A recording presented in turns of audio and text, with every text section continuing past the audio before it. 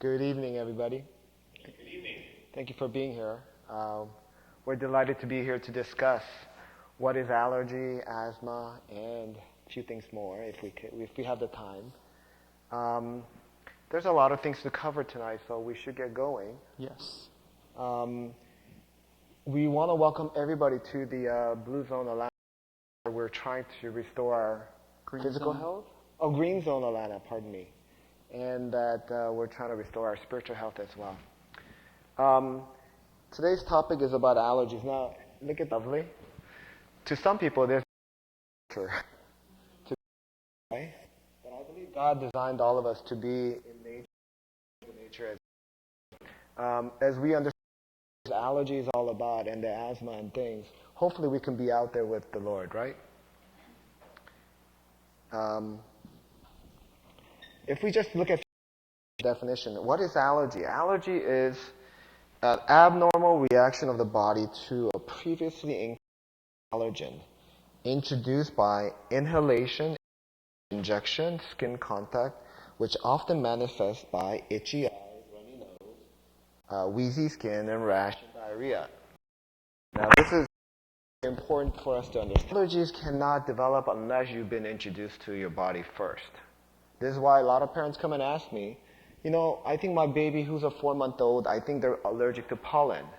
And I have to say, probably not to the pollen, because you really need to be introduced season so that you can be allergic to it next season. Does that make sense? Now, we can look at other, definition. Another says,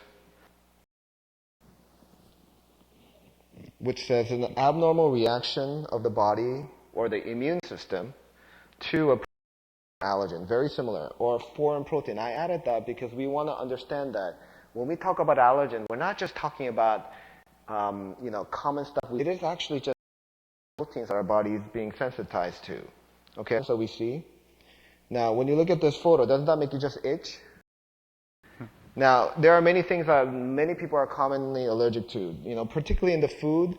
Dairy, nuts, seafood, fish, soy, also some of the common medications such as penicillin, as well as cephalosporins can be to some of the environmental factors where pollen, pets, dogs, or insects such as bee sting or wasp stings, and also one of the most common allergens inside the house. These things can all trigger allergic type of reaction. The important question we need to ask is, how do we develop allergies? Now, again, this is very, very critical for us to understand that. The foremost is that we need to have this foreign protein enter our blood circulation. In other words, if you just come in contact with your skin, that doesn't mean you're going to develop allergies to it. It needs to come into our blood circulation. Number two, the immune system must respond to and then destroy this, foreign substance, thinking that it's an infection or body is unique. It makes some of this protein that it sees. Next time when they encounter this protein again, that it could destroy a lot faster. Now, this is an amazing process. Okay, so our body something comes, but at the same time takes a picture of it so that it can better, so that it can take care of it faster next time. What a beautiful process that God has created. But the problem comes in is that when there is something that, when there's a confusion allergen that comes into our body, sometimes our body misses things that some of the things that it's coming in contact with the body actually something that they saw previously when it has not. That's what we label allergy because, truly, what's is there a problem with pollen coming into our... Really no health problem to that, but things that we have seen the bloodstream, it's reacting to that. Does that make sense? So the question that we really need to ask is, how do we become sensitized? How do we become sensitized to all these different things that's out there? Because our body is really one. It's really closed system. Nothing could go in and out unless the body specifically are designed to do so. So we need to understand a very, very critical, important topic, which is, when we say inside of our body and outside of our body, some people get confused. So we need to define what is inside, what is outside our body. Okay? First, when we talk about the most important factor you need to remember is that the body is where blood normally. Okay, does that make sense? Where it circulates, you can consider it to be inside your body. Wherever the blood doesn't circulate, even though it's technically inside our body, is not really inside our body, if that makes sense. Okay? So for example, when we look at our nasal cavity, do we have blood flowing in our nasal cavity? No. No, in the wall, yes, but not in the, yes, when we have bloody nose, but bloody nose is not normal, right? Okay, so inside our nose is not technically inside of our body. Same thing with our lungs. Do we have blood flowing in a lung space? No, no, no. That would be inside our body, inside the lung cavity where the body. Does that make sense? Same thing with colon or stomach. They're not truly inside our body because it's not where the blood circulates. Okay? So, we're going to take an example with hay fever, but, a lot of people wonder, hey, if we inhale the pollen in our nose and inside our nose, inside our body, how do we become sensitized to that, right? Now, that is the most important question we need to answer. Now, the answer to that question is that our immune system thinks that it has seen the pollen, okay? That it has seen the pollen protein in our blood circulation, even though it really hasn't entered our body. Now, how does this happen? And this is a key critical point that we need to understand tonight, which is all allergy starts from the gut. Okay? In the beginning, doctors were not quite sure if this was true. More and more evidence is pointing to that. Most of the allergy starts from the gut. Now, what does that mean? When they did an interesting study with some rats, in this study, what they did was they gave the rats, some group of rats, antibiotics, and the other group of rats, they did not give antibiotics. Does that make sense? So there's two groups. One was introduced to antibiotics, the other was not. After the introduction of the antibiotics, then they introduced to the rats certain molds, okay, to see if the rats would react. Obviously, healthy, were introduced to the mold in the first place. So when they introduced rats, what they found was that the rats that was given the antibiotics developed a reaction to the mold, while the other rats did not.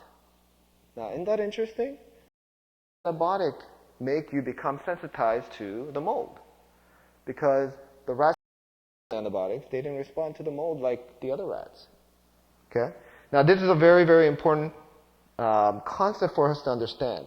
When there's an inflammation in our gut, and the antibiotics can cause disruption in our gut.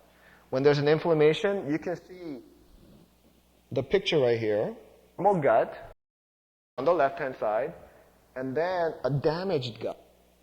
So basically, in your gut, everything is almost carpet that's kind of convoluted, almost like fingers projecting out, because that increases the surface where body can absorb things. Now, when it gets damaged, the finger gets lost and it becomes a stump. And so now you have a very smooth surface, therefore you lose a surface area where things can be absorbed. But this process damages the lining of your gut. So when that happens, you can see things leaking through in between where there's an inflammation. Does that make sense? So basically what has happened is that by giving the antibiotics to the rats, the lining of the gut was disrupted, and then certain proteins, we're not sure exactly what, but obviously it must have been very similar to the mold, because when they were introduced to the mold later, then they developed a reaction to that. Does that make sense?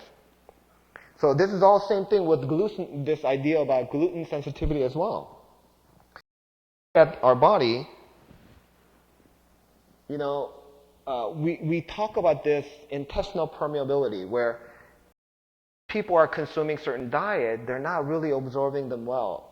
In reality, our gut is designed to be very, very specific in breakdown of the proteins, the food that we consume, and to absorb only the one that our body can utilize. It's very, very specific. In the process of breakdown of the protein, obviously breaking down of the protein is very non-specific. In other words, it comes out, chops at some point, and then the protein gets broken down further, and then it's finally absorbed. But during that process, if there's a gut permeability, in other words, gut is leaking into the body, when the protein gets broken down partially, in other words, it's not completely broken down, but partial the protein comes into our body looks at that and sees, oh, we got something new. This is not normal stuff that we should be absorbing, and assumes it to be an infection of some sort, and then responds, it responds with an immune reaction. Does that make sense? So, let me show you a very, very important slide right here. When you look at this picture, what do you see? We see the of our intestine. I'm not sure if you can see the slide, but you can see where the lining is broken down, and you can see where there's kind of raw spots. When this happens, you're going to be introducing a lot of should I say unnatural or partially broken down proteins into our bloodstream. When you do that, it's really driving your immune system to create a huge response. Does that make sense? Now, there are certain things that tends to cause this kind of problem. I've listed number one, dairy. Is dairy good for us, David? Very good if you're a cow. Or a calf, I should say. There you go. Dairy, the milk is designed to convert a 60-pound calf into, 400-pound cow. It's designed for that kind of process. And cows have 5 stomachs.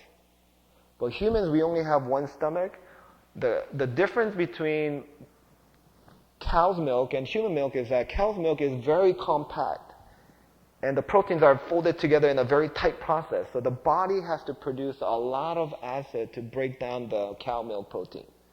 Now, whenever you introduce a lot of acid into your stomach and into your gut, you're going to have problems. Because the body cannot always neutralize the acid as quickly as it can. Now, when that happens, you're going to have breakdown of the lining of the abdominal wall. This is why when we give raw milk or, cow's milk to an infant very early, we're going to have anemia forming on the child because child is having microscopic bleeding in the gut. Okay? So I always tell my patients, a little bit of milk, probably okay. It's not what I recommend, but if you want to give it, that's fine. But if you give too much of it, you're going to see your child developing anemia. You're going to have microscopic bleeding. In other words, you can't see the blood in the stool, but yet you can be assured that they're continually bleeding because you can see the gut lining being eroded through dairy. What about animal proteins? Beef, chicken, pork, seafood, all of it. Yeah, we've been talking about this all along, but the problem again, difference between just like mother's milk versus cow's milk, the difference between bean protein versus animal protein is that animal protein is, again, very, very compact. It's very, very tightly bound. So in order to break that down, your body has to produce tremendous amount of acid. In fact, when we talk about acidity, we know that when people are eating mostly vegetarian diet, pH stays around, your stomach pH from neutral from 7, it goes down to about 4. So there's a 1,000-fold increase in the amount of acid that is being produced into your gut, into your stomach. But let's say you introduce an egg, as an example. When you introduce an egg into your stomach, the body suddenly has to produce, from pH of 4, it needs to go down to 1. That's another 1,000-fold increase. Now, this is not just, 1,000 times, but it's 1,000,000-fold from 7 to 1. Does that make sense? It's a tremendous amount of acid that the body has to produce to neutralize the animal protein. So this is why when more and more studies are coming out that vegetarian diet is related to less allergy reactions. if you're, non-vegetarian, there's much higher incidence of allergy incidence. So we're finding more and more that animal protein is a big problem in terms of developing allergies. Now, this always ties out to asthma as well, okay? Because asthma is nothing more than allergies to your lung. Pollen allergy is allergy to your nose. Atopic dermatitis is allergy to your skin. Okay? I mean, it's just different location, but the principle is applied overall. So dairy is a problem. Animal protein is a problem. It's interesting. The first five culprits of allergies are milk, fish, shellfish, egg, meat. The sixth is cured cheeses. I mean, basically protein. Yes. Animal protein. I mean, particularly cheese. Cheese is a very, very hard to digest substance. Let me put it this way. How do we make cheese? We take dairy, milk, we ferment it. We partially digest it in another way, right? We ferment it. When we ferment it about halfway, what do we get? We get kind of yogurt. But if we ferment it further, then it becomes cheese, right?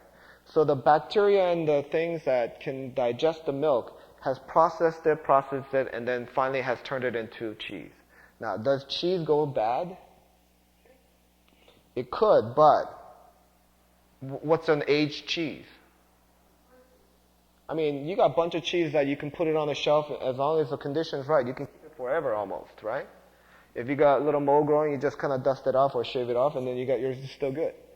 The reason why it can last so long is because the bacteria cannot digest it any further. It's the final point. It cannot digest all that compact protein. Now, believe it or not, our stomach, our intestine, has the same digestive enzyme as those bacteria. Our stomach cannot digest the milk protein, the cheese protein either. So to some people, might as well eat plastic because it's not digestible. Well, plastic doesn't get mold on it. Oh, it does. You got to clean it off sometimes. So this is why it's very, very important that if you want to get rid of your allergy symptoms, it's not a good idea to be eating dairy, particularly cheese. Cheese is one of the hardest food to digest. Ultimately, it'll clear your system because body is trying to digest it, but it can't. So ultimately, it little bit goes down the stomach and then to your intestine, and ultimately it will clear. But technically, frequently, cheese stays in your system for more than 3 days. It'll get eliminated. Yeah, there are some proteins, some vitamins and some of the minerals that's in the cheese that the body can utilize. But the bulk of the cheese, body cannot utilize. And by consuming that cheese, you're creating tremendous amount of stress to your body in trying to digest that, and in return, it damages your gut. It allows partially digested proteins to come into our body. And when you do that, you're going to have responses to allergens. Now, how does this milk tie with pollen allergy? The reason why this develops is because when you got milk protein that's partially digested, sometimes it can look like apple tree pollen. When the body sees, next time the apple tree pollen comes into your nose, because it has saw something that looks similar to that, now it's responding to that, and then creates allergen to apple tree pollen. So next time you go out to pick an apple, you're going to be sneezing. Next time you eat an apple, your tongue's going to be tingling and your mouth will be your lips will be swollen. That develops because of the previous mistaken identity of the partially broken down protein that looks similar, and body mistakenly thinks other things around the world, like the pollens and things, that it has seen that and it's creating allergic response to that. Does that make sense? Yeah? What about other stuff? Sugary foods. Well, we talked about high-fat diet on Good. yesterday, well, basically every day until now. We've gone over high-fat diet quite a bit, but sugary diet. Now, that's an interesting one.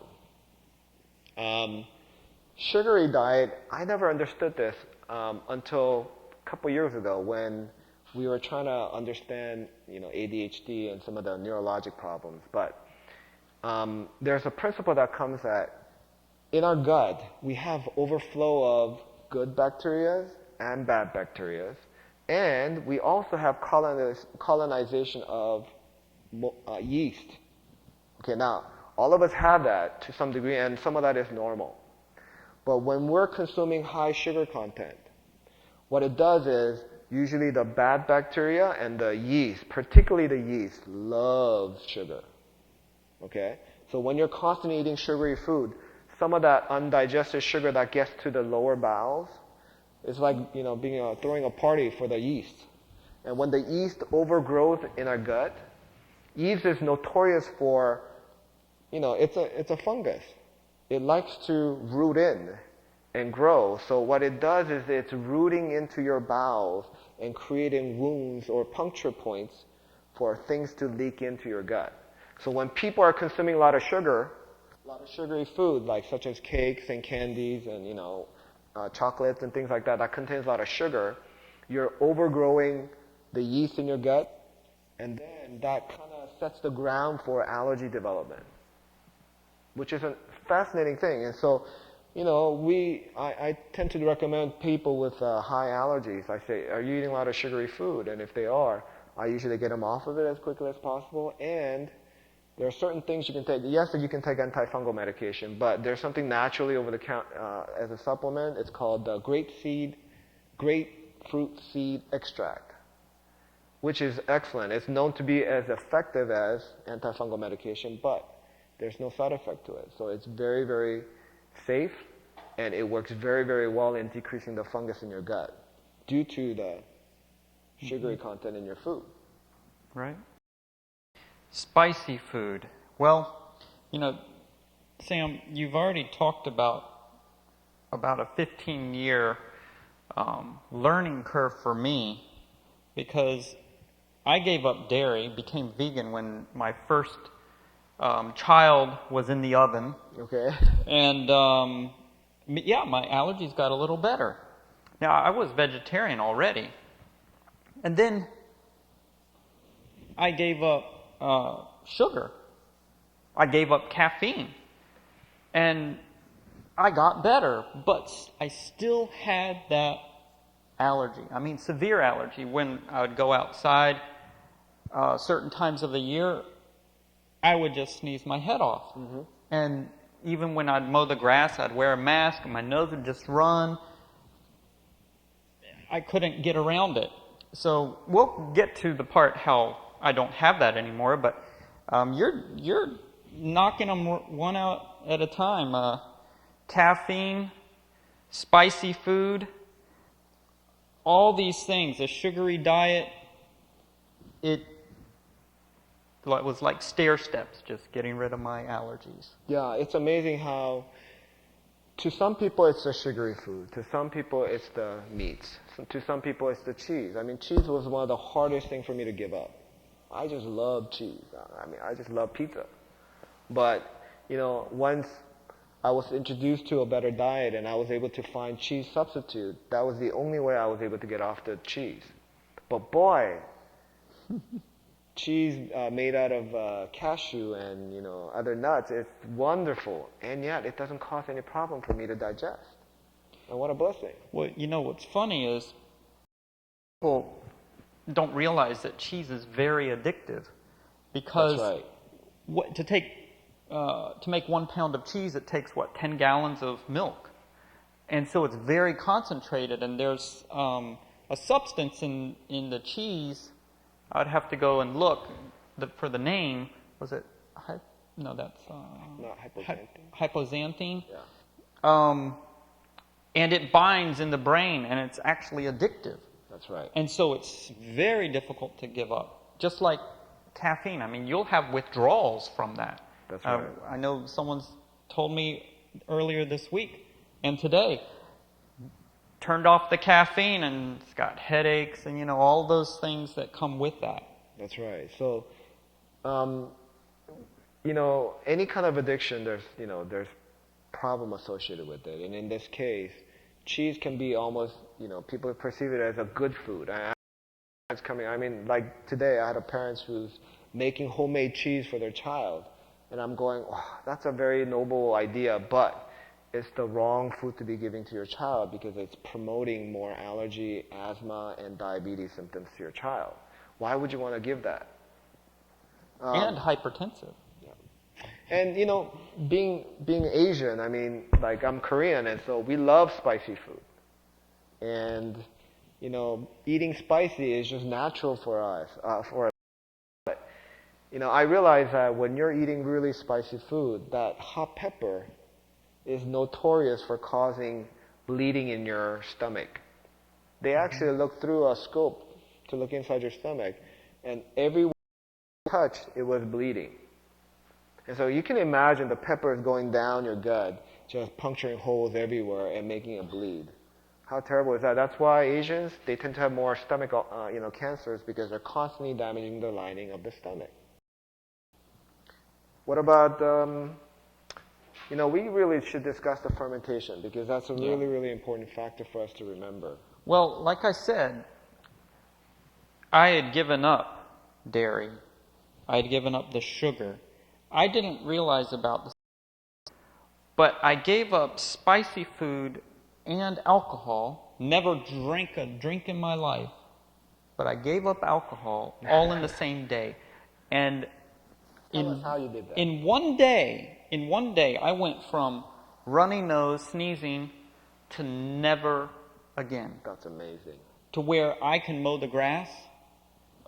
6 weeks later, I was at home mowing my grass that had been growing for 6 weeks, and without a mask. Took me twice as long because weeds and everything grew up. I mowed for an hour and a half. I sneezed 3 times. I just blew out the dust. Then I rototilled in the garden. I was outside for 4 hours. I went inside and my face was just black with dust. But normally, I would have a mess for a few days to a week. I took a shower, nothing. I've never taken any allergy medication. Well, actually, any medication since then. And that was going on 7 years now. So fermentation. Now, we've talked about keeping a schedule. Okay. I gave up spicy food. But the fermentation, we don't realize that our body's on a circadian rhythm. And our bodies need to be on that rhythm. If you've had a dog and you always gave the dog food the same time every day, I met a guy, one of my neighbors, he said, to the minute the dog will come to him every day, the same minute, every day, clockwork, to get fed. Well, our bodies want to be on a rhythm. That's right. I had hypoglycemia, very severe. Well, when I got on a schedule and I was eating properly, without snacking, with nothing but water between the meals, eating at night where I would have food sitting in my stomach, a lot of people think, oh, well, you know, eat a big supper. Well, by being hypoglycemic, I had to eat a big supper. Mm-hmm. Otherwise, I'd wake up in the middle of the night. Well, I wasn't eating any supper. I ate 2 meals a day. I ate more than I ate with 3 in the 2 meals. And I didn't have any more issues. But it was because I wasn't fermenting my food. Now, Sam, you remember the study where they took 2 healthy men. That's and right. That study, if you want to explain, man, that... Yeah, it's an amazing study they did at Loma Linda. They took certain patients and they gave food at 6 o'clock in the morning, 12 o'clock at night, and then another dinner at 6 o'clock in the evening. And then at 9 o'clock, they actually scoped them, put a camera down their mouth into their stomach to see what kind of food was left in there. So they took 2 people, one they gave just breakfast, lunch, dinner, and then they looked into the stomach and they found some of the dinner still left in the stomach. Now that makes sense because In order to completely digest the food in the stomach, it typically requires about 4 hours. So after dinner, 3 hours later, when they looked in the stomach, obviously they're going to find some food left in the stomach. That's okay. But the other time, they gave snacks. So they ate breakfast at 6 in the morning. At 10 o'clock, they gave one snack, which was a golden graham cracker. Just one cracker. And then at lunch, 12 o'clock, and then another snack at afternoon. Another golden graham cracker. And then evening, they ate dinner, and then they looked under the stomach at 9 o'clock in the evening. And guess what they found? Which wasn't amazing to me. They found that the breakfast was still in the stomach, lunch was still in the stomach, and dinner was still left in the stomach. What about the graham cracker? Yeah, it was still in the stomach too. But see, what's amazing to me is that our body likes the schedule to clear the food completely out of the system. But if you interrupt that, they're going to have trouble digesting the previous food. I think of it this way. Many people think that your gut is like a long assembly line, right? From the mouth to the rectal area. That food, as it comes in, it gets broken down. The acid from the stomach breaks the food further down. And then as it goes through the lower, mid, and the lower gut, it gets slowly absorbed, right? That makes sense. And that's how I was taught when I was younger, and obviously in medical school too, right? But the problem is this. Our gut is extremely long, and our circulation is limited. So what's happening is that the blood flow is not everywhere. In other words, assembly line that requires 1,000 workers, and yet you only have 100 workers. Now, how do you deal with that? What you do is, wherever the work is needed, the blood pools to that area. Does that make sense? So when you're eating food, the blood is pooling more to the upper gut. But as the food moves down and needs more absorption in the middle, then the blood pools to the midgut. And then as the food goes down further to the lower gut, the blood pools to the bottom. Does that make sense? Now, what happens when you're eating food and the blood and the food is moving down through your gut, to your digestive tract normally, and yet you introduce another food? What happens? The body, what is it supposed to do? It needs to split the work. Now you got part of the blood going to the top, part of the blood staying with the old food. Now neither is digesting very well because it's worse. Does that make sense? To me, that's the easiest way to explain what's happening to our gut. So therefore, whenever you introduce anything in your stomach after a meal as a snack, doesn't matter what it is. And they've done studies to see if fruit was okay. Obviously, golden graham cracker was not okay. They tried fruits, they tried juice, they tried even tea. They even tried water with lemon juice squeezed in. That still caused a problem.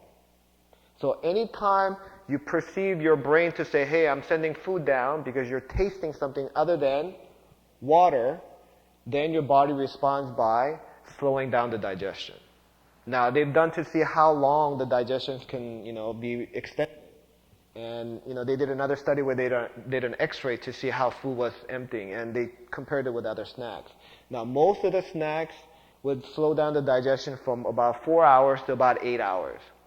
But there were certain snacks that even prolonged it even further, such as ice cream. We talk about ice cream all the time. Whenever I eat ice cream, when I used to eat ice cream, I would get very drowsy. You eat a good dinner and you eat some ice cream, feels good, but then you get very drowsy. I used to wonder why. Well, that's because bodies try to pull all the blood out of other areas of your body, including your brain, to pull it to the digestive system to try to, digest both the food and the ice cream. Well, guess what? Whenever you introduce ice cream as a snack, your digestion slows down to almost 13 hours. Can you imagine? I have some patients who is eating dinner and then eating ice cream at bedtime. All night the food is not digesting. No wonder Americans are not eating big breakfast because they can't. The stomach's been working all night. It's tired out. It can't work in the morning. No wonder we eat like a toast and a juice. That's not breakfast. Yeah. So this is so important for us to keep the meal time on track. Otherwise, if you interrupt that, you're going to have a problem. Sam, this is 33.8 ounces. So water, but they found in a 24-hour period you can produce, which is basically the same size, of alcohol from stomach fermentation. That's right. From snacking, from all the different, cheese, from whatever it is. And what's funny is, I was working with a gentleman. He had been off of, he actually went to one of these places that would help him get off of drugs and alcohol and, things like that. Mm-hmm. He came out clean, and he knew that he shouldn't eat drink alcohol. Right. He wasn't, and he didn't eat any ice cream. Was clean for 5 years. 5 years. Then what? He ate a little ice cream. And when that happened, it was an addiction. Yeah. He couldn't stop then. Yeah. His wife, he would give her a bowl and he would give her some. He would pack the ice cream in. I mean, he told me this, and it made so much sense after the fact. That's because right. He was reverting, and to this day has an issue with it. I mean, he still is fighting it. What Dave is saying is this. Whenever we interrupt the digestion process and the food is staying in our gut a lot longer, what's happening to the food? I used to think so what? So what if it takes 13 hours? Who cares? Well, what's the problem is that as the food is sitting in our gut trying to be digested, just imagine, right? You take food, you kind of mix it up with some water, and then you put it into a nice warm container, and you leave it outside for 13 hours. What do you think is going to happen to that food? Mm-hmm. It's going to spoil, right? Beef, when you eat beef, it stays in your gut for 3 days. What do you think that's going to happen to that big hunk of meat that's sitting in your gut for 3 days? You think it's going to stay sane, or it's going to spoil? All the bacteria that lives in our gut, it's going to have a party eating all that stuff up. Guess what? Anytime there's a fermentation going on, there's two production that occurs. One is gas. This is why people who have very poor digestive system, they're constantly belching gas this way and that way, if you know what I mean. Okay? And so there's a production of gas, and number two, there's production of alcohol. Okay? Even myself, I didn't eat, consuming alcohol by me snacking. And I used to have, my wife would tell you, in my home, I had this big bottle of Tums that every time I would eat something and I would have upset stomach. And I would go to my little closet and I would be popping 2 tablets of Tums because I didn't feel good. But you know what? Ever since I got rid of snacks, and now, when I'm working in the office, patients love to bring stuff to me. Like when they come in just to say thank you, and they bring, cookies, they bring muffins, they bring donuts, and all sorts of stuff. We keep asking anymore, but they still bring them. And so before I met David, I used to snack on those things in between patients. Well, guess what? I used to have a lot of stomach issues. But ever since I got rid of all snacks, and I only eat breakfast, lunch, and then if I do eat something for dinner, it's very, very light. But most of the time I try to skip dinner. I don't have any of this, bloating and gassiness and all this, stomach aches. All of that is just gone by eating at the right time, with the right food, without snacking. Sam, there's a lot of people that might not have any issues, but it reminds me of that 44-year-old bricklayer, a mason, had no issues. He was healthy.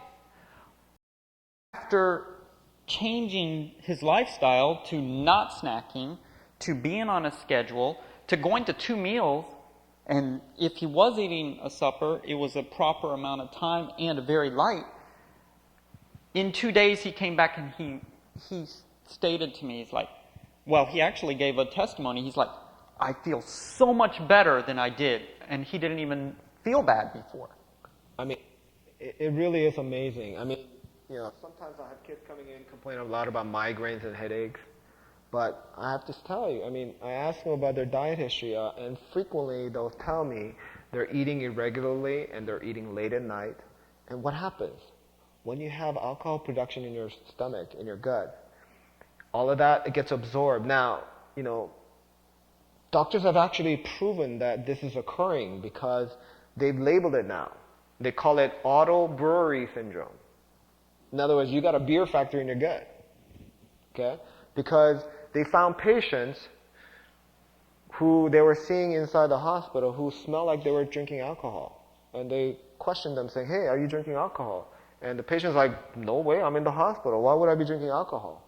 But they swear that this patient smelled like alcohol. So when they tested their blood, they actually found alcohol level in the blood. Okay? And they've noted that people who are not digesting well, in other words, again, a lot of, those are just signs of fermentation. When you see that, you can be sure that you're producing alcohol in your gut. What a sneaky way of, making people consume alcohol, right?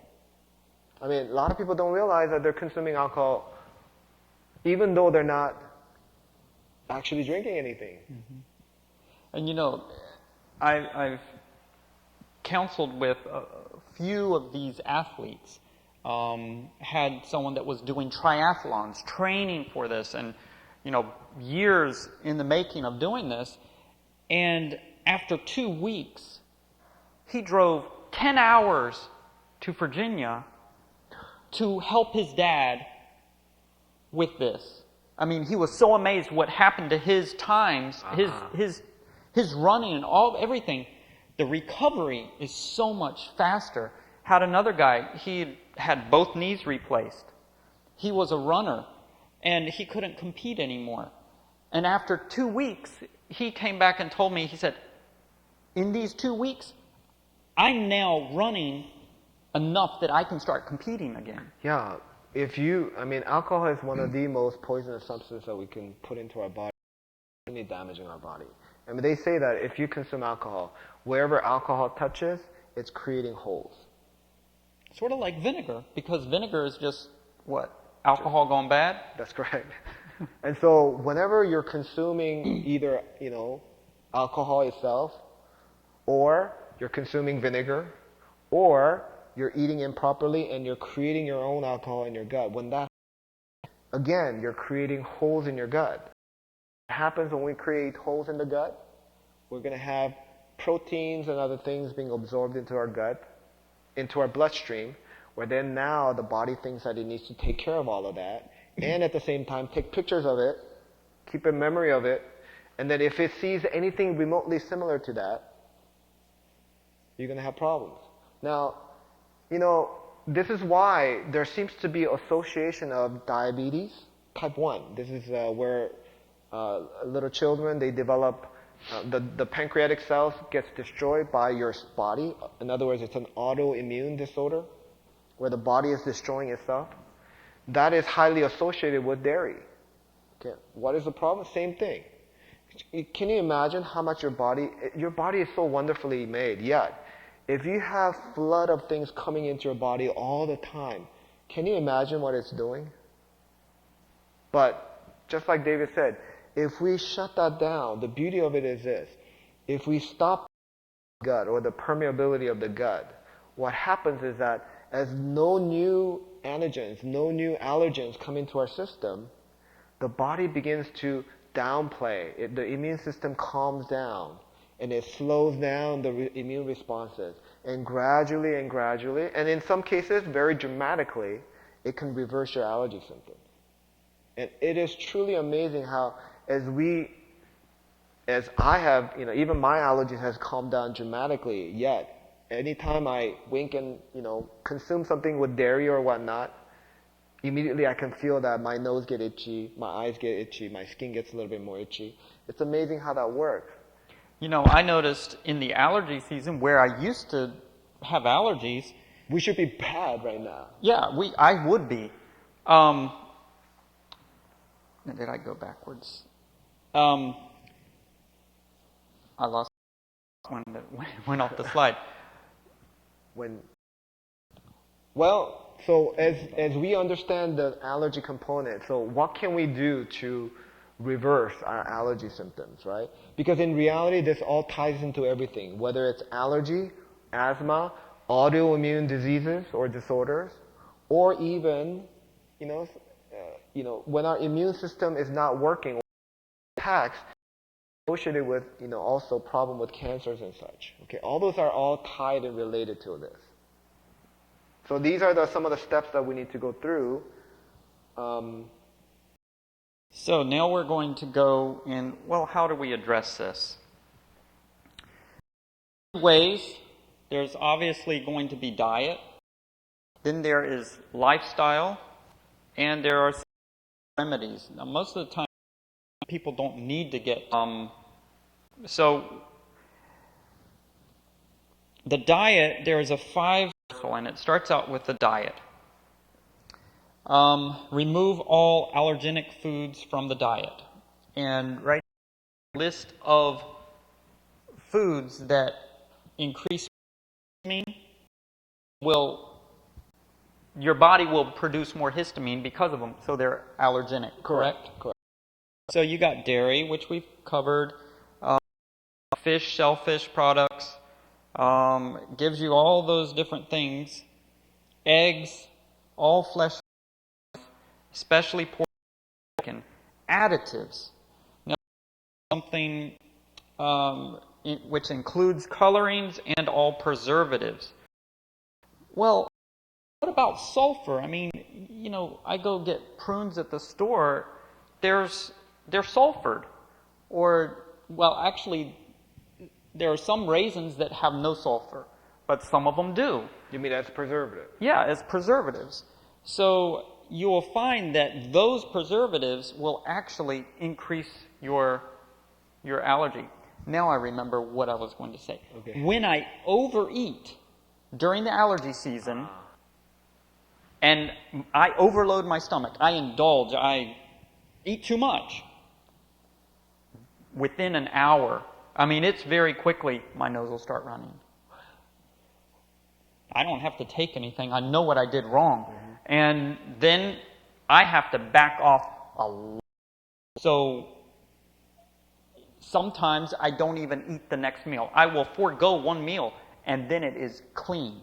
If I skip that meal, my family has all done this, where when we feel something coming on, if we skip a meal and we're just drinking water throughout the rest of the day until our next scheduled meal, it's gone. Yeah, well, that's because when we feel you got to remember the structure of our stomach. A lot of people think that our stomach is like a blender, right? We put in there, press a button, blends everything, it breaks it down. No, that's not how our stomach works. When we, swallow, the only mechanism that our stomach has to utilize to break down the food further is to squeeze. This is it. So, poor stomach, it's usually I usually say it's about the size of your fist, maybe slightly bigger.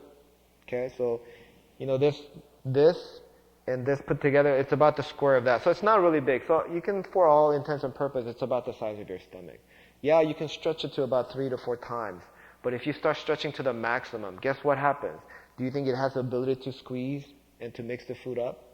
So that's why it's happening. When you got extensive amount of food packed into your stomach and you're trying to digest that, the body can't. It can't push the food. It can't mix the food with acid. Guess what? Now you're creating fermentation. Anytime you create fermentation, you got allergens coming into your bloodstream. Anytime that happens, you're going to start reacting to anything around you. Now, David is he's pretty clean with his diet, so he doesn't respond most of the times. But anytime, if you're not introducing anything into your bloodstream, like I said, your immune system calms down. But anytime it gets reintroduced something, immediately. This is why sometimes allergy is one of the hardest things to cure, because people tend to cheat. They cheat on, sometimes overeat, and when that happens, you're going to bring the allergy symptoms coming back. Even overeating a good thing. Correct. Yeah, we all know that too much of a good thing is a bad thing, right? Yes, so this is what we were covering. Alcohol and its byproducts, wine, vinegar, rum, beer, and all the like items. Cinnamon, nutmeg, curry, peppers, cloves. they are, well, they're all stimulants, as well as they're for allergies. I mean, That's right. they're very high on the allergy list. All those spices tends to irritate you. Anytime it's irritating the gut, imagine it. Some area is going to be irritated, inflamed, which causes, leaky gut. So anything that irritates your gut, you want to try to abstain. You want to remove your allergy symptoms. I just flipped over. It reminds me, one of the things that is foods that promote cancer is spices. So, Really? yeah, I mean, there's, like you said, the hot pepper, the stomach will be bleeding. That's why there's a lot of incidents in hot pepper eating countries like Mexico and Korea, things like that. Nutmeg is one of the most dangerous spices because it has something in it called myristicin, which actually does something to the central nervous system. Remember that? So research has shown that it is one of the most dangerous of the spices, nutmeg and mace, because they come from the same product. I'll find that and read it to them. Okay. Well, we propose that if you abstain from this diet, and in David's case, it reverses allergy symptoms very quickly, but for some people it may not. But if you wait about 60 days and you still don't see a lot of response, then you need to go to the next step, which is to remove all wheat items, okay, barley, rye, honey, peanuts, celery, carrot, anything that may can be allergenic to our body. Avocado, raspberry, strawberry, ragweed, and others. These are, again, they're not necessarily true allergen, but they can trigger allergy symptoms. Right, and so usually I'd say of all the allergy people that we've sat down with, 95% of them with the first list, once they've taken care of that, there's no more allergy. That's right. They don't have to go to step 2. This is a very few people that actually get to this. You've heard of people that can't even go outside of their house. They have a hermetically sealed home. You know what I'm talking about. It's like, wow, how can they live? Cloth in their house, or all those different. This is talking about more of the people that are very severe in allergies. So if they're still having allergies, then they go to step 2, as well as keeping step 1 intact. And then you want to follow it for 60 days. And like you said, if it doesn't reverse it, then you go to step 3. Now, if you find that then what you want to do is to introduce slowly back in and test. Correct. Most of the time, foods such as the animal protein foods that we listed, they are actually triggers that will trigger an allergy to a different food. So, for example, milk might trigger an allergy to something that's good for you, like a banana.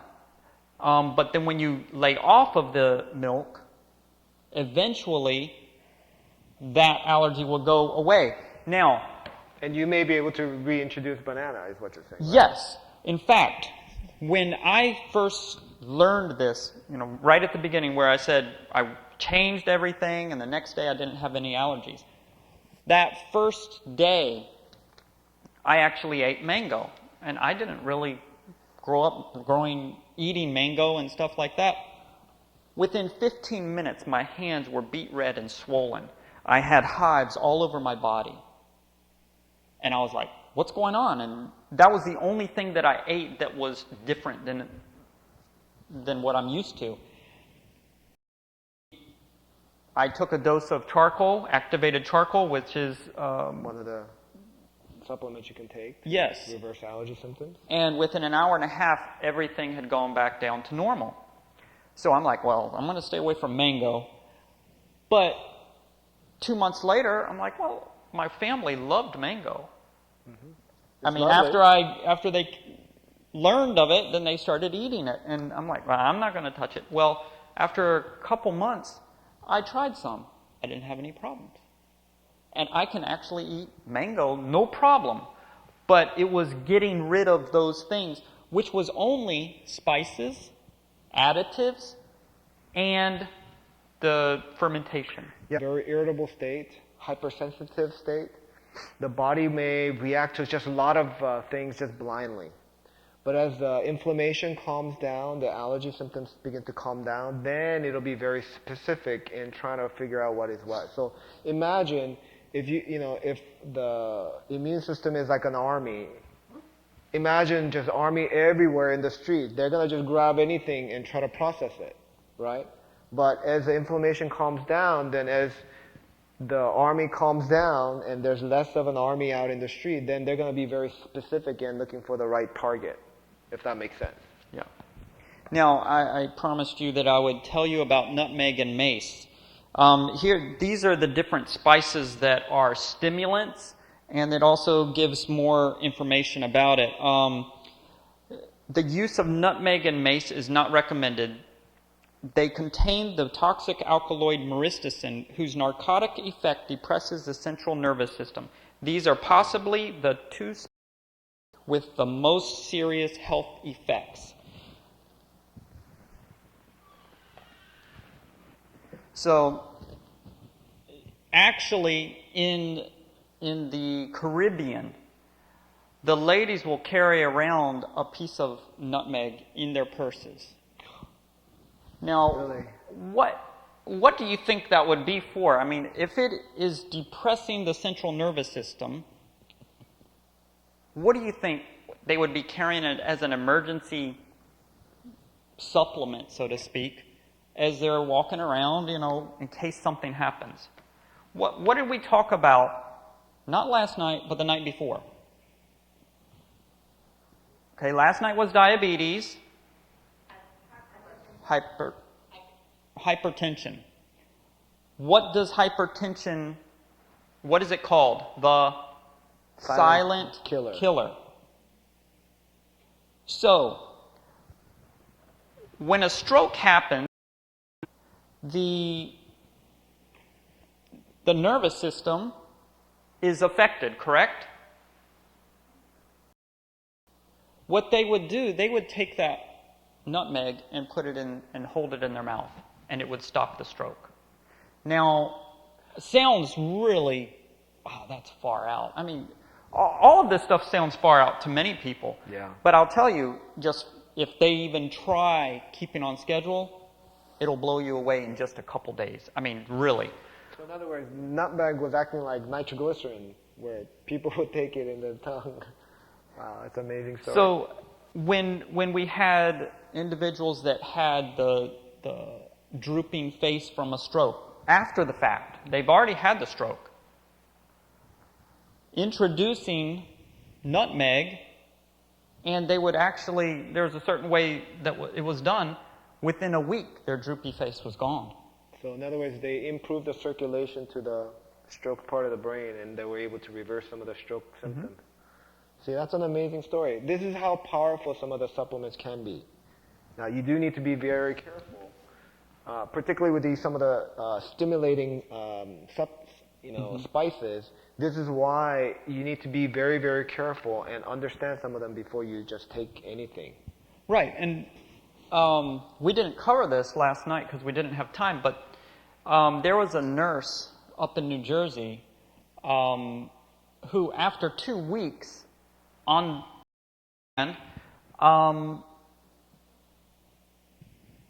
she was on hypertensive medication and some other things. She calls, and she's like, Oh, yeah. my blood pressure was 110/60, and I took my medication, and now it's 60/30. And we're like, 911. She's like, no, it's evening, and is there something I can do? And we asked her, well, do you have any cayenne pepper in the house? She's like, yeah, I have some. So she took cayenne, we told her to take cayenne pepper and put it in under her tongue and hold it there, about a teaspoon. In an hour and a half, her blood pressure was normal. What does that tell you? That tells you that it is a stimulant, correct? To raise the blood pressure from 60/30 to normal in an hour and a half. And the reason that it was low was because of the medication. That's right. That means it was more powerful than the medication. That's true. So beware of spices. Keep some cayenne pepper in your home because you never know what might happen. Yeah, you can use it as a medicinal purpose, but when you use it just in general food, it may be causing problem in your system without you realizing it. Mm-hmm. So we just covered this. Stage 2. Now we're going to go to step 3. And in step 3, still continuing 1 and 2, you would remove all perfume, spray, air fresheners, makeup, hair colors. Follow this regimen for 6 days, no changes in the body. 4. Now, to sort of eliminate some of those things anyway, I mean, Clorox is pretty strong stuff. Wouldn't it be better to go to a more natural cleanser? Some of the, lay off perfumes. There are people that are sensitive to perfumes. I know I've been in places where churches, for example, hey, all the members, they couldn't wear perfume because of a member that was very sensitive. I mean, would just, go into an allergic reaction just like that, just because of the scent. So you want to try to get the most natural things. Even your laundry detergent. If we go to step 4, continuing 3, you would remove the carpets from the home. All air filters are replaced and ventilators have been cleaned. All pets need to be removed from within the house. And of course, 6 days, if no changes, then you go to step 5. This is the last stage. And if the patient has followed the treatment up to this stage, that's how many 60 days? That's quite a few, so it's been a while. This is what we've never had anyone of allergies. There's only been a couple people that made it to this stage. I mean, out of a couple people to this stage. So this is 0.01% or something like that. Use saline solution in order to clean the nasal passage. This will be used for 6 months. The treatment should be done 30 minutes every night for cleaning the nasal passage. Bring water to a boil and add 5 milliliters of eucalyptus oil or peppermint oil to the water. Flannel or wool blanket and cover the head and the rest of the body. And you inhale the steamed solution. Then clear your nostrils. Now, the saline solution, you're not doing minutes. You're just cleaning it first to make sure it's all clean, and then you're breathing this in for 30 minutes. If it stops emitting the smell, heat up the water, keep doing it for 30 minutes. And I don't think we want to go over like 2 weeks with this, and they were fine. Yeah, so we're talking very serious allergies.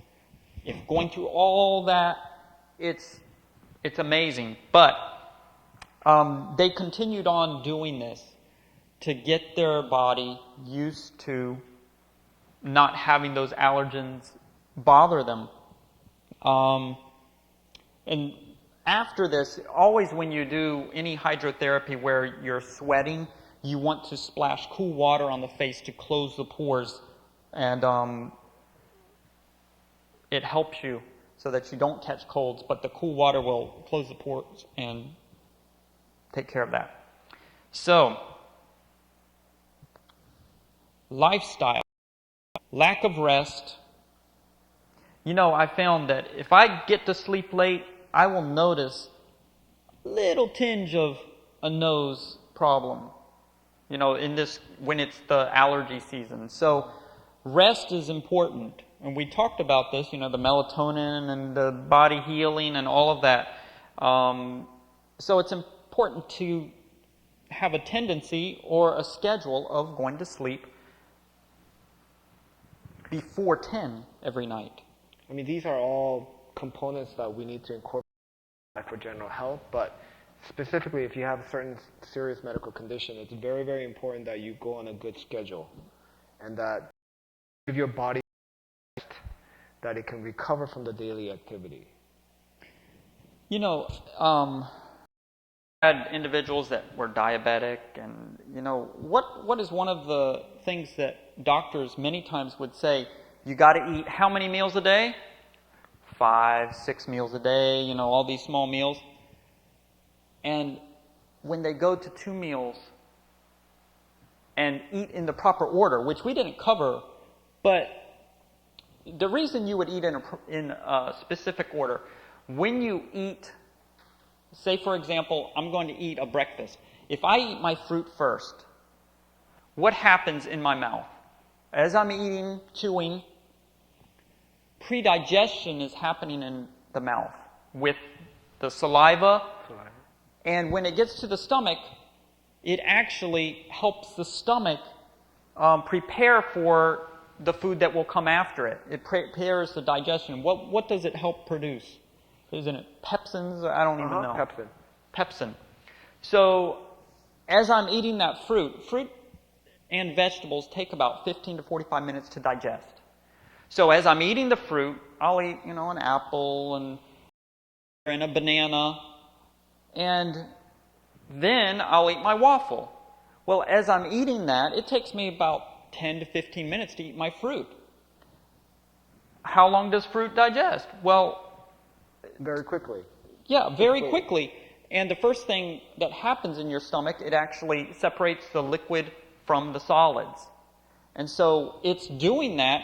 So I might have eaten this much fruit, but by the time I get to my waffle, it's been shrunk down to a much smaller size. So I actually can eat more.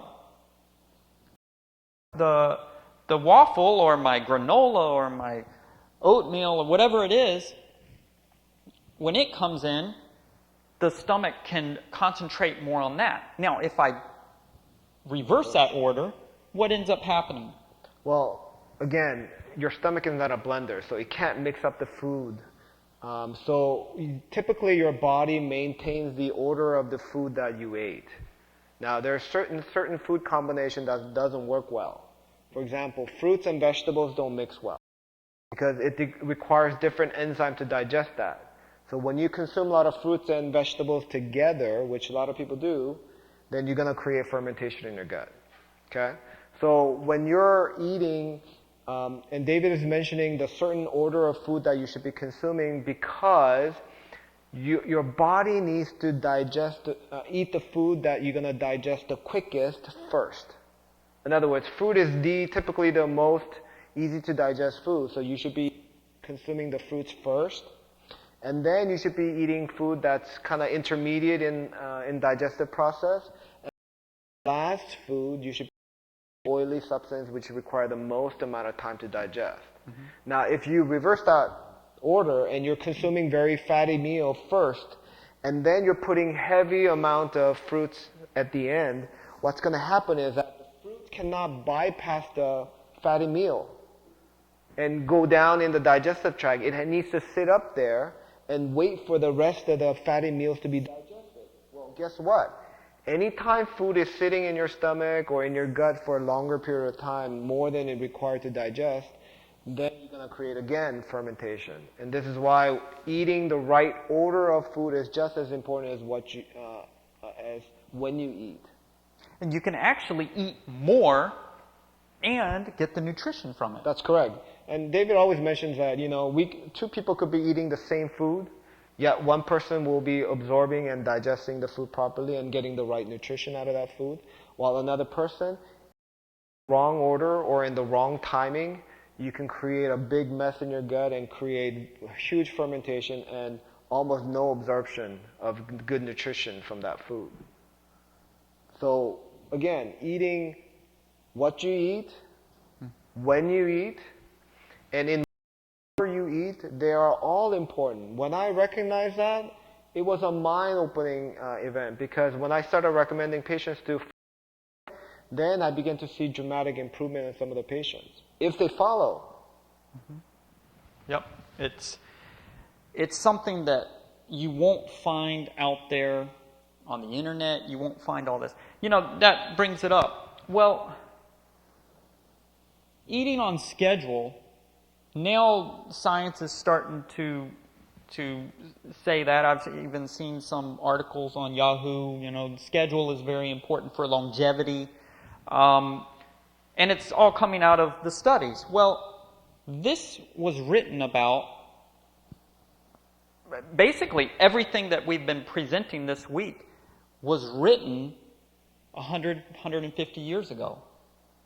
But right now is when it's all coming to the forefront, because science is starting to realize that those things are true. Correct. And that had to have been inspired. Before they were laughing. Now they're, oh wow, that was true. As well as the Bible. You think about it. The Bible gave the original diet. Right. It let us know if we start taking in flesh foods that our life would be shortened. Right. And so now science is actually validating the Bible. It is validating what was given to us 150 years ago. So that is what and why we do what we do. To help people understand God intended for us to be healthy, to be doing His gospel work, letting people know that He is coming back, letting them know what they are supposed to be doing to get ready. So health is what? The foundation. The foundation of a happy, healthy, vibrant life. That's right. So the herbal remedies, which we'll run through quickly, you can do a simple cleanse with 2 tablespoons of castor oil with a 1/4 cup of lemon juice mixed together. Now, obviously, if you've done the other things, this is additional. Supplemental. Secondly, to build the immune system, use a herbal combination of golden seal, echinacea, and cat's claw. Thirdly, in the event of an attack, you can use 2 tablespoons of activated charcoal with 4 ounces of water. This also works with, for example, if you get food poisoning, you can take a 1/4 cup of charcoal in water and take that every 30 minutes until everything subsides. What does charcoal do, Doc? Charcoal is a remarkable substance that absorbs everything, gas and toxins and a lot of the allergens. Anything that's in your system, if you consume it with charcoal, it'll absorb it so that the body doesn't come in contact with it. Even medications. Yes. So if you're on medications, do not take it within, a couple hours of that. That's correct. So keep that in mind. But if I have overeaten, I try to get out and walk and help the digestive walk. This is something else that we learned 150 years ago, but we just didn't. But walking nicely, not Running. not running, not jogging, but just a nice leisurely walk actually helps the stomach in digestion by massaging. It helps that. And so just walking, when I overeat, if I just walk and walk and walk and walk, I will get better. If I don't, I end up having to turn to charcoal, or I just deal with it and fast the next meal, and then I'm fine the next. Yeah, I mean, charcoal is something that really helps me a lot as well. If I happen to overeat, or I just didn't realize I ate a bad combination of food or whatnot, if I feel a lot of bloating or gassiness and I can feel fermentation occurring, then I take charcoal, and then immediately, typically within 30 minutes, all of that gassiness goes away. My body feels a lot better, and a lot of the symptoms goes away. And it's a remarkable substance that you should have it in your house and utilize for a lot of the gut ailment. Anytime you have vomiting and diarrhea, charcoal can help. Anytime you have upset stomach, charcoal can help. Anytime you have allergic reactions, even charcoals can help. Okay, so it's something good to have in the household. Obviously, little children, it's a little bit more difficult to make them take, but if you mix it with water, and sometimes you can also mix it with juice also. You mix it with the water, and if you consume it, it works very, very well. Yeah. It's good for detoxifying. We won't get into that, but there's different things that we use it for. Now, the last one, please check your vitamin D level, because vitamin D causes allergic reactions. And we suggest that you get a 25-hydroxy vitamin, and the numbers that you want it to be between are between 400, which are the correct levels. Now, if you're taking vitamin D, you're only getting 30 or 40, you start getting some more natural vitamin D also. The sun between the hours of 10 and 2 are what you want to hit your face. We covered this some. If your vitamin D is 30 or below, you're actually leaching calcium. Yeah, your body has absorbing calcium and is actually leaching some calcium out of your body. So it is critical to make sure your vitamin D level stays above 30. But for general good health, we usually recommend above 50. 50 to about 100. Yeah, I know we had a lady that she couldn't even stand up straight. She had osteoporosis, very bad.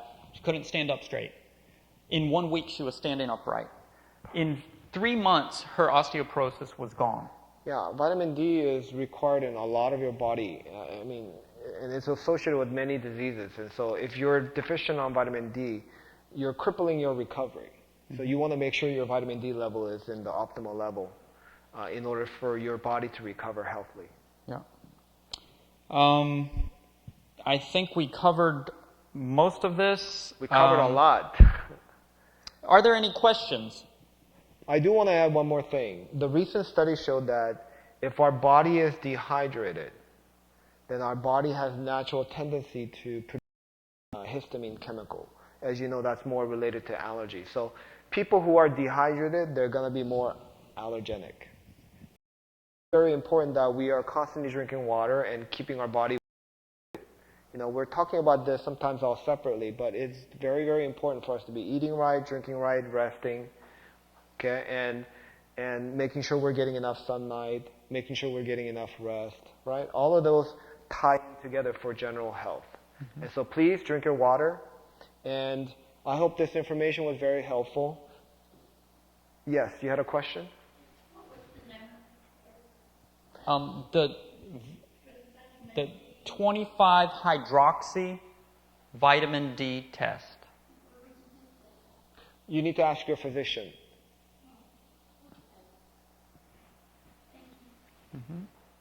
And luckily we're in Atlanta, in this region. You can get enough vitamin D without supplementing, but you do need to get it daily. We suggest after you eat to take your leisurely digestive walk and get in the sun. Face up to the sun. Let it bask in the sun. Your hands, get it without, you can't get vitamin D if you put or very little if you put sunscreen. Yeah, I usually recommend to my patients that if you're going to be outdoor for no less than 1 or 2 hours, you don't need sunscreen. You should go out without sunscreen. And remember, the sunlight through the glass, in other words, you're indoor and you're getting sunlight that way, you're not going to maximize your vitamin D.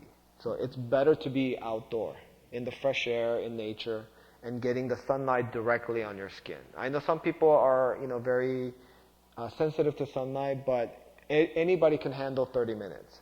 And even 30 minutes of sunlight will produce enough vitamin D for you. So we recommend generally about an hour. Mm-hmm. But at minimum 30 minutes if possible. And then if you're going to be out at the beach all day long, obviously you do need to protect your skin. So we do recommend, I tend to recommend, if you're going to be out at the beach all day long, make sure you put sunscreen after about an hour of sun exposure. And you have to remember too, the winter time, you can handle a lot more because the sun is not up where it normally is. So winter time, you can handle much more sun. Summertime, some parts of the summer, an hour might be a little much for the light-skinned people. So correct. The lighter skin you have, be more cautious. But well, they say 30 to 45 minutes for Caucasians, mm-hmm. and then about an hour and a half. You need to double that for darker-skinned individuals like African Americans. Yeah. Any other questions? Was the information helpful this evening? Yes. Well, we thank you for coming out. Tomorrow, I think you won't be here, but I will be the plan. Putting this all together so that you can take it home and know what you need to do to follow these principles. And I would say this is the most important lecture to listen to because mm-hmm. This puts it all together for you. So we thank you and have a good night.